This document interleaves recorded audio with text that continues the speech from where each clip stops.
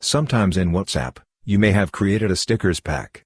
A stickers pack means that if you like certain stickers, you can add them to a group, making them easier to find later.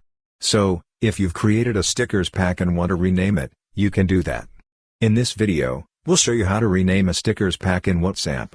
To do this, open the WhatsApp application. Then, select any contact. For example, I'm selecting this contact. Next, you'll see the stickers button. Just tap on it, and you'll find several options. From there, choose stickers. When you scroll down, you'll see your created stickers. If you want to rename a stickers pack, look for the 3 dots next to it.